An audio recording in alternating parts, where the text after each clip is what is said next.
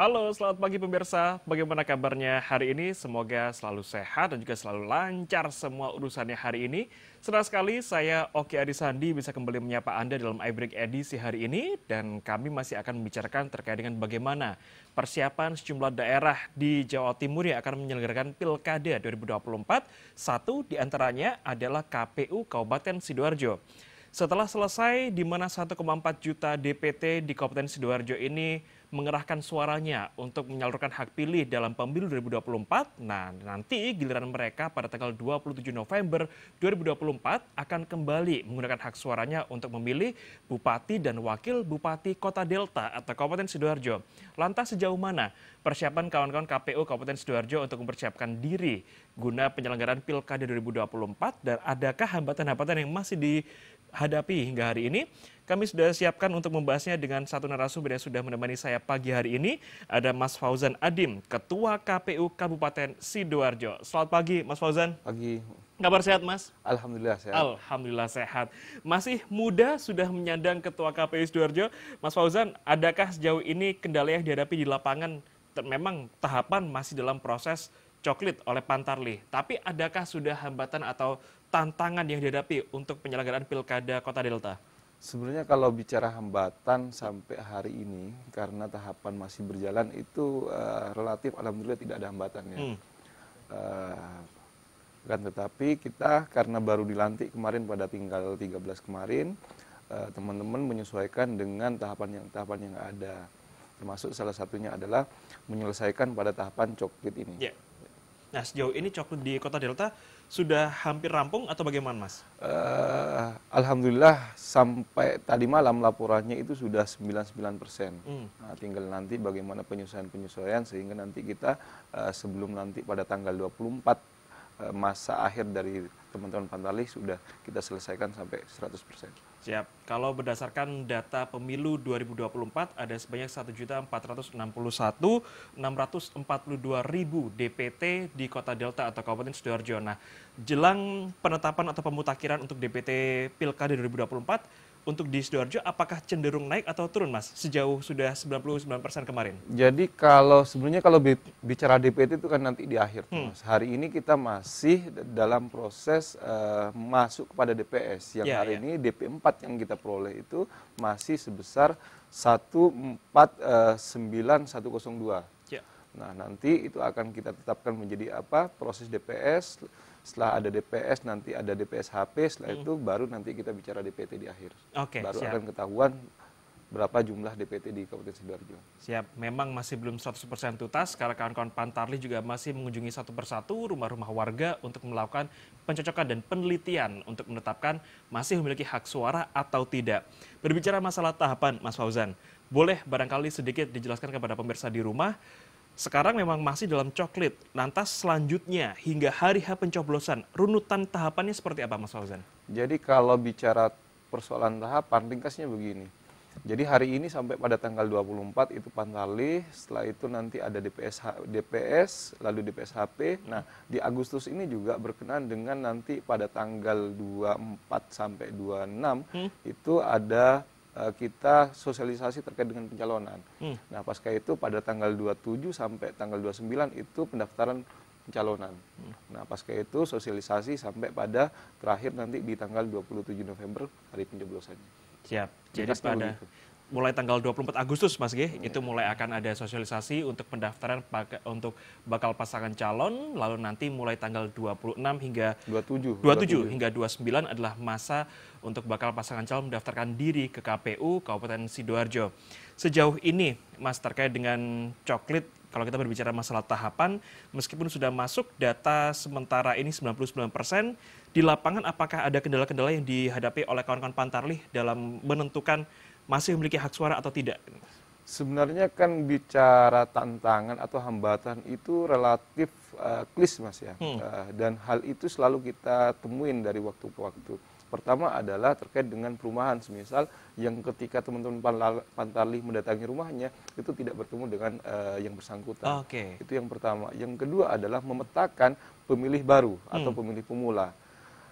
Setelah itu kita juga memetakan apa istilahnya dari teman-teman kepolisian semisal atau TNI yang itu sudah masa pensiun. Karena teman-teman polisi dari pihak instansi itu ketika mereka sudah pensiun itu kan masih masuk dalam kategori pemilih pemula. Nah, itu juga bagaimana kita mencari data itu sehingga nanti dimasukkan pada daftar pemilih.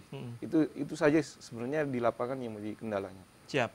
Kalau dari jumlah sementara ini 14902 ini, Mas Fauzan, apakah ada klasifikasi mereka ini mayoritas adalah yang berusia di atas 30 tahun atau mereka untuk kategori pemilih pemula atau bagaimana, Mas Fauzan? Kita masih belum paham terkait dengan hal itu, Mas ya. Karena proses Coklit hari ini berjalan, setelah itu nanti kita lakukan evaluasi tiap minggu, nanti mungkin akan ketahuan pasca tanggal 24.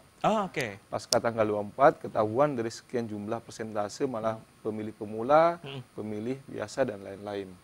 Siap. Jadi memang masa akhir untuk Coklit sendiri adalah 24 Juli 2024, di mana kawan-kawan Pantarlih harus menuntaskan tugasnya dalam hal pencocokan dan juga penelitian, sehingga nanti akan segera dimutakhirkan oleh KPU sebelum akhirnya ditetapkan sebagai daftar pemilih tetap yang memiliki hak suara untuk mencoblos di Pilbub Sidoarjo 2024. Pemirsa jangan kemana-mana, kami akan segera kembali sesaat lagi.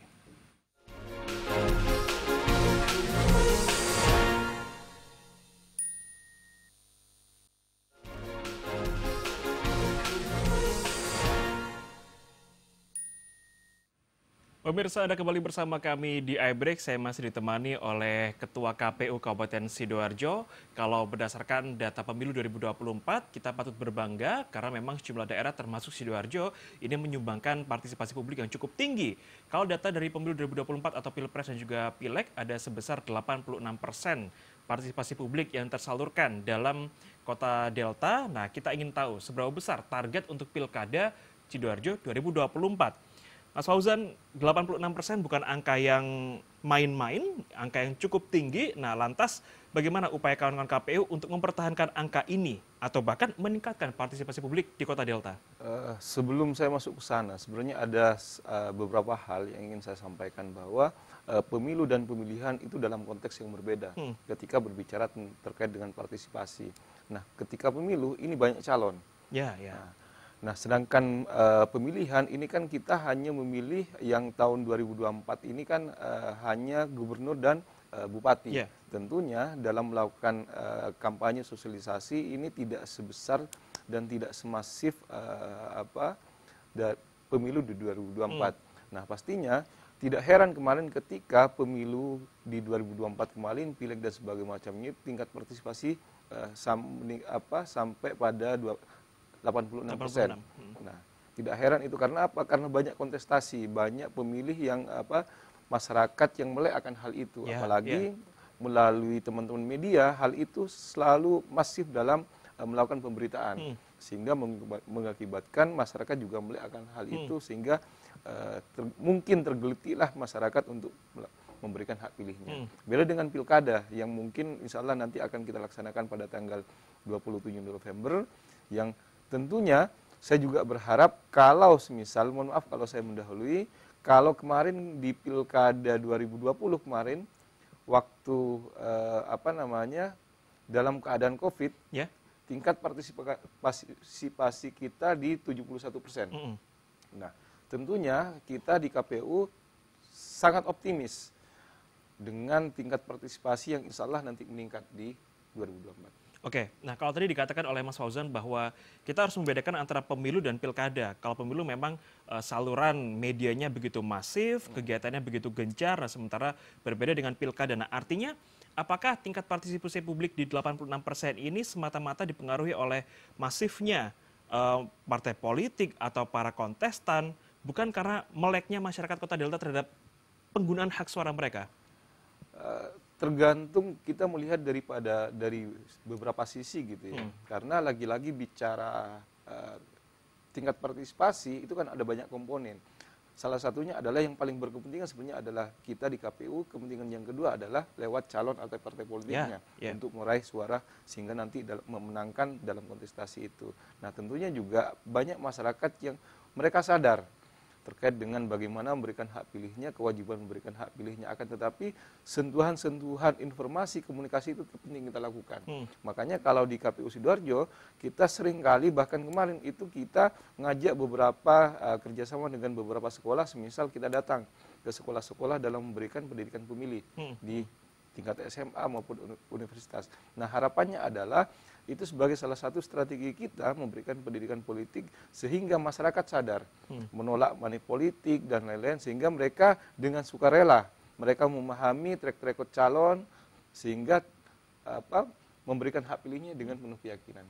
Siap. Nah, terlepas dari belum ditetapkannya jumlah DPT Sidoarjo atau terklasifikasikan, nah tapi pasti sedikit banyak di Kota Delta ada generasi milenial, ada generasi Z yang barangkali kalau diketahui generasi milenial ini sedikit acuh terhadap perpolitikan, sementara generasi Z ini ingin selalu eksis, ingin selalu tampil. Nah, apakah ruang-ruang seperti ini akan dimanfaatkan oleh kawan-kawan KPU agar mereka lebih aktif menyuarakan penggunaan hak suara atau bagaimana?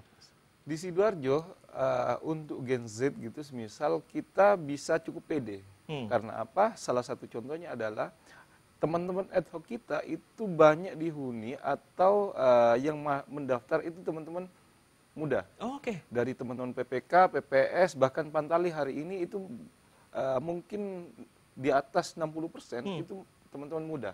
Oke. Nah, sehingga itu kita menyimpulkan bahwa tingkat kesadaran politik, tingkat kesadaran pemilih di Gen Z di masyarakat Sidoarjo saya pikir cukup tinggi.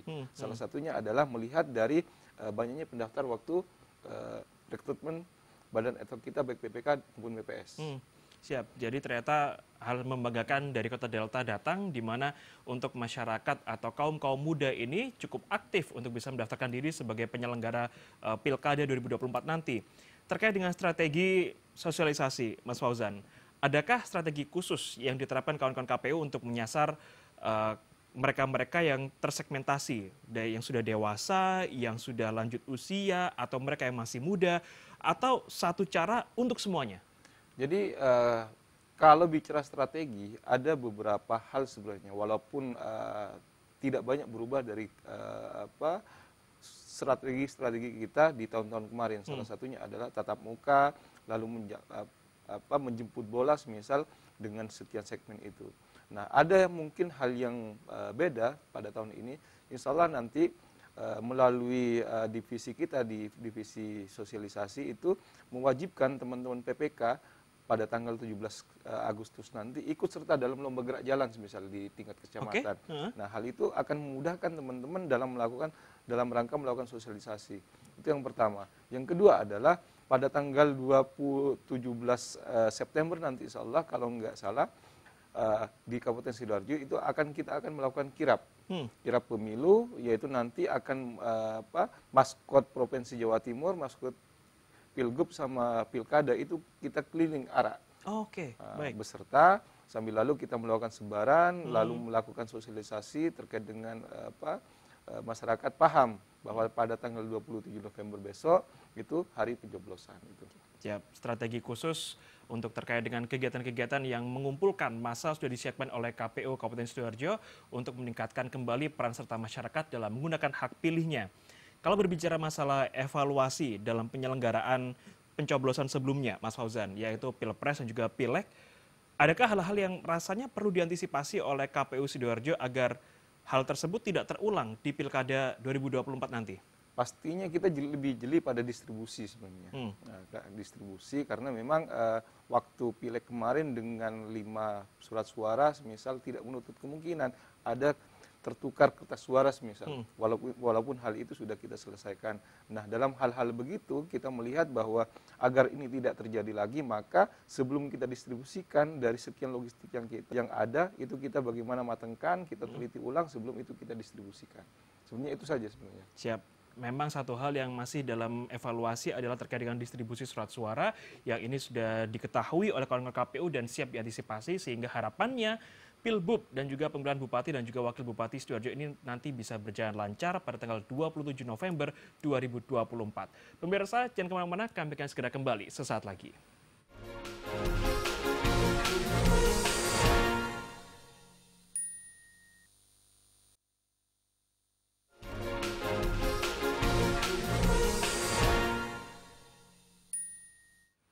Terima kasih pemirsa, Anda masih bersama kami. Saya pun masih ditemani oleh Mas Fauzan dari Ketua KPU Kabupaten Sidoarjo. Kita berbincang terkait dengan bagaimana persiapan kawan-kawan KPU Kota Delta untuk menyelenggarakan pemilihan Bupati dan Wakil Bupati Sidoarjo yang hadiah pencoblosannya jatuh pada tanggal 27 November 2024 mendatang.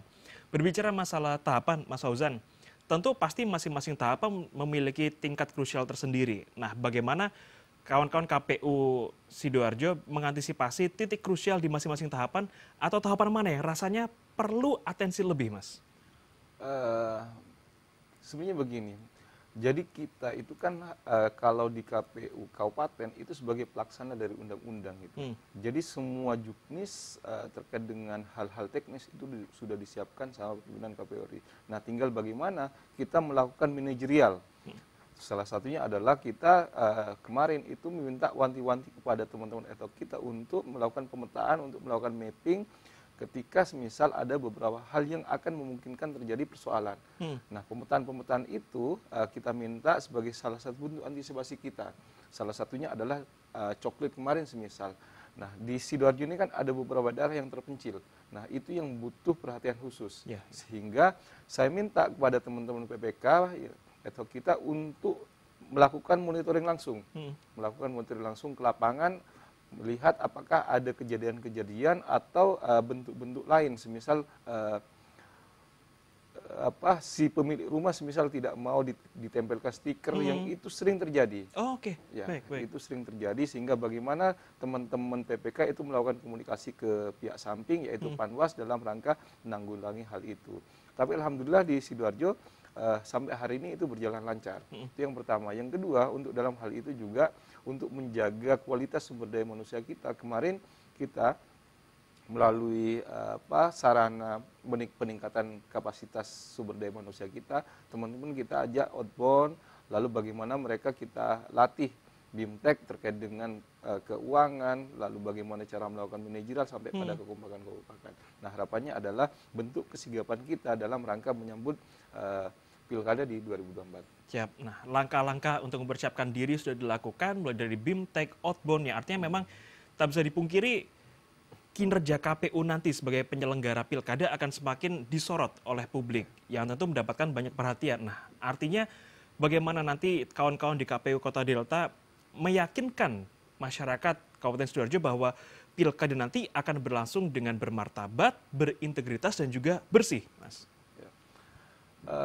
Sebenarnya melalui sosialisasi, misal kita turun, karena ada sosialisasi kan ada banyak macam. Mas. Pertama adalah melalui media massa, salah satunya. Yang kedua adalah melakukan sosialisasi tatap muka. Yeah. Nah, tatap muka ini kan kita bagi melalui beberapa segmentasi itu. Ada segmen pemula, ada segmen disabilitas, ada segmen perempuan, rumah tangga. Nah, dalam rangka itu, dalam sela-sela kita melakukan komunikasi sosialisasi itu, kita menekankan bagaimana pentingnya melakukan memberikan hak pilih kita, termasuk di dalamnya adalah muatan-muatan bagaimana menyadarkan masyarakat, salah satunya ketika memilih pemimpin, semisal lihat track recordnya, ikutin bagaimana gaya hidupnya, ikutin medsosnya, pelajari latar belakangnya dan sebagainya macamnya, sehingga hal itu ketika si pemilih itu ingin memberikan hak pilihnya, mereka sudah paham bahwa keraguan-keraguan yang ada dalam dirinya mungkin itu akan terbantahkan ketika mereka sudah mempelajari calon-calon yang ada. Siap, jadi memang track record menjadi satu hal yang penting yang barangkali bisa menjadi bahan pertimbangan bagi setiap pemilih dalam memilih wakilnya. Kalau berbicara masalah kesuksesan pilkada atau pemilu, Mas Fauzan, tentu tidak bisa dipungkiri terlepas dari tiga pihak menurut saya, dari penyelenggara dan pengawas, masyarakat yang memiliki hak suara dan juga pesertanya, partai politik atau bakal pasangan calon. Melihat saat ini di Sidoarjo, apakah kawan-kawan partai politik atau bakal pasangan calon ini bisa sama-sama bekerja sama untuk menjaga kondusivitas suhu hangat di Kota Delta atau bagaimana, Mas? Oh iya, sebenarnya komunikasi inten itu sudah kita lakukan. Makanya kalau perintah pimpinan kita, jadi melakukan kedekatan yang sama Hmm. dengan semua pihak. Artinya apa? Bagaimana kita dalam memberikan pelayanan-pelayanan yang terbaik, termasuk salah satunya adalah mengajak komunikasi, terus nanti mungkin di akhir kita akan melakukan deklarasi damai sebagai bentuk dari pernyataan sikap kita. Terus yang kedua, ketika ada hal-hal yang lebih lain, itu kita ajak komunikasi. Dalam setiap momen kita lakukan minta undangan, termasuk bagaimana agar pilkada ini berjalan dengan sesuai yang diharapkan. Siap. Jadi kawan-kawan KPU rupanya sangat menjaga intensitas komunikasi dengan masing-masing partai politik untuk memastikan bahwa partai politik dan juga para pesertanya ini bisa mempersiapkan diri untuk menggelar pilkada yang aman, damai, dan juga kondusif. Tapi barangkali Mas Fauzan, sejauh ini memang katakan dari tataran elit politiknya sudah mendapatkan bimbingan atau informasi dari KPU bahwa mari bersama-sama kita jaga pilkada damai.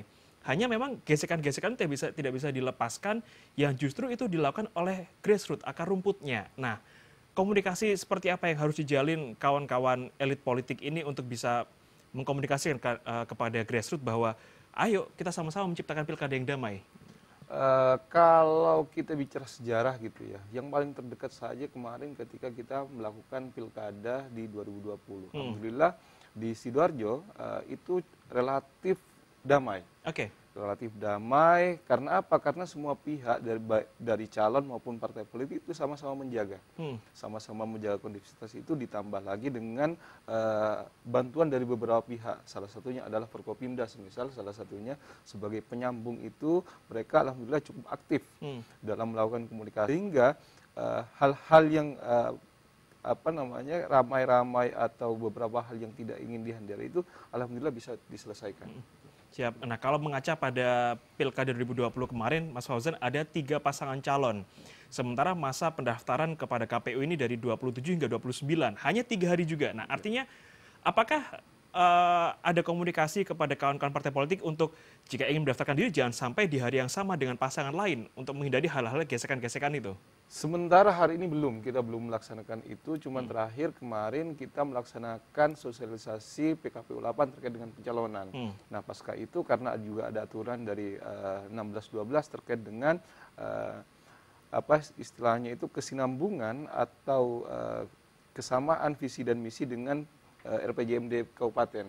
Nah, sehingga setelah mungkin besok atau lusa kita juga akan melakukan meminta undangan, mengundang teman-teman dari partai politik untuk datang supaya nanti dalam melakukan si calon semisal dalam menentukan visi dan misinya itu tidak keluar dari RPJMD itu. Oke, siap. Memang KPU Sidoarjo sepertinya berusaha untuk selalu intens mengkomunikasikan diri kepada kawan-kawan partai politik untuk memastikan suhu di Kota Delta ini terjaga dengan aman. Terakhir, Mas Fauzan, monggo bisa diajak pemirsa di rumah yang barangkali juga terdaftar dalam pemilih di Kota Delta untuk bersama-sama tidak hanya mensukseskan tapi juga menjaga Pilkada Sidoarjo untuk berjalan dengan aman, tentram, dan juga kondusif. Ya, sesuai dengan tagline kita sebenarnya, suara kita adalah masa depan Kabupaten Sidoarjo. Artinya apa? Saya berharap seluruh masyarakat, seluruh jajaran masyarakat ikut terlibat. Jadi kalau bicara pilkada sebenarnya bukan hanya menjadi tanggung jawab KPU saja, tapi menjadi tanggung jawab semua lapisan masyarakat di dalamnya. Nah, saya berharap bagi yang belum tercoblos, bagi yang belum tercoblos itu bisa mendatangi kita, melakukan kontak atau mungkin bisa kita datangi ulang atau bisa melaporkan ke kita sehingga masyarakat yang belum tercoklit itu bisa dicoklit. Itu yang pertama. Yang kedua adalah harapan saya adalah semua lapisan masyarakat menjaga diri dalam artian tidak terbawa hoax misal, salah satunya berita palsu dan sebagainya macamnya. Terus yang selanjutnya adalah menolak money politik, dan harapan terbesar saya adalah pada tanggal 27 November nanti masyarakat datang ke TPS memberikan hak pilihnya untuk menentukan masa depan Sidoarjo ke depan. Siap. Sebelum datang ke TPS di tanggal 27 November nanti, pastikan rumah Anda sudah dikunjungi oleh Pantarlih. Jika memang belum atau barangkali saat Pantarlih berkunjung Anda sedang tidak di rumah, kita harus proaktif. Coba datangi kawan-kawan KPU Kabupaten Sidoarjo, pastikan bahwa sudah terdaftar, sudah tercoklit, sehingga Anda yang memang memiliki hak suara nanti bisa disalurkan pada tanggal 27 November 2024 untuk menentukan siapa pemimpin terbaik yang bisa memimpin Kabupaten Sidoarjo. Terima kasih Mas Fauzan sudah hadir bersama kami di studio, dan juga pemirsa di rumah. Saya Oki Arisandi mewakili kerabat kerja yang bertugas mengucapkan terima kasih atas kebersamaan Anda. Mari bersama-sama kita sebarkan semangat cinta damai. Selamat pagi, selamat beraktivitas.